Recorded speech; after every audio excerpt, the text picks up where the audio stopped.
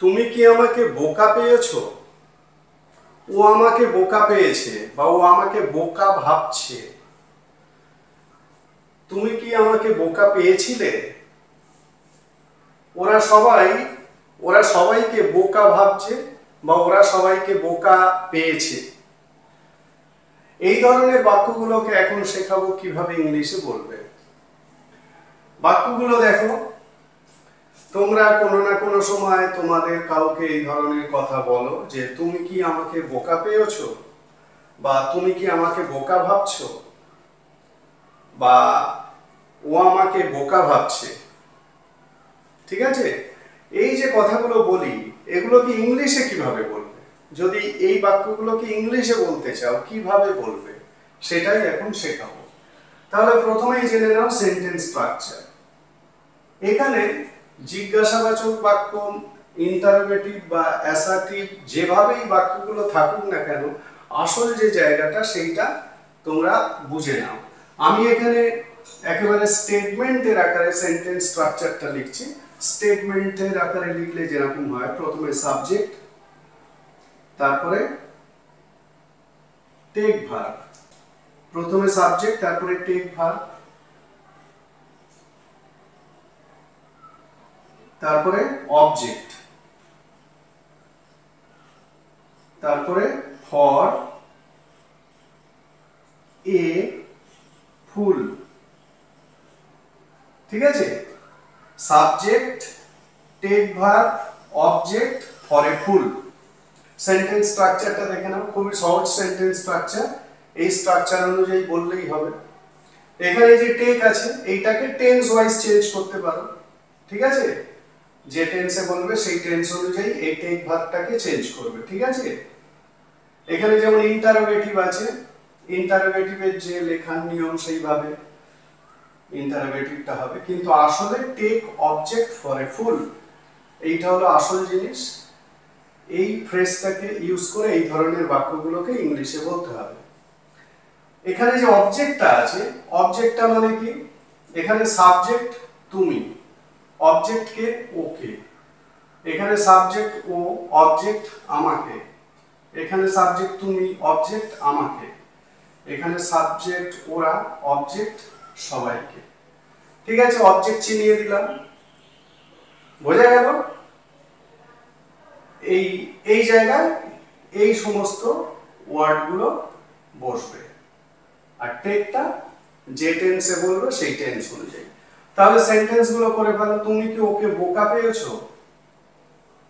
তাহলে এখানে আমি ডু দিয়ে, মানে সিম্পল প্রেজেন্টে ভাবছি এটাকে।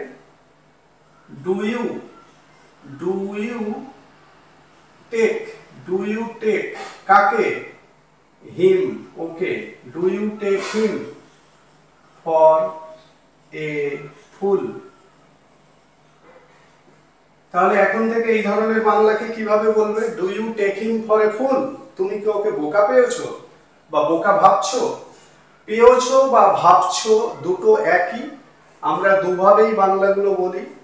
তোমরা দুভাবেই এই ধরনের বাংলাগুলোকে ভেবে, কিন্তু ইংলিশটা একই হবে, টেক অবজেক্ট ফর এ ফুল, মানে বোকা ভাবা বা বোকা পাওয়া। ও আমাকে বোকা পেয়েছে, তার মানে হি হ্যাজ, এখানেই যেহেতু পেয়েছে মানে পারফেক্ট টেন্স, তাহলে he has taken, he has taken me, he has taken me for a fool. বোঝা গেল?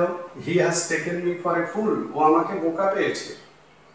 আচ্ছা, পরেরটা, তুমি কি আমাকে বোকা পেয়েছিলে? সিম্পল পাস্ট ইন্টারোগেটিভ, তাহলে did, did you, did you take, did you take me আমাকে, did you take me for a fool, did you take me for a fool. বোঝা গেল?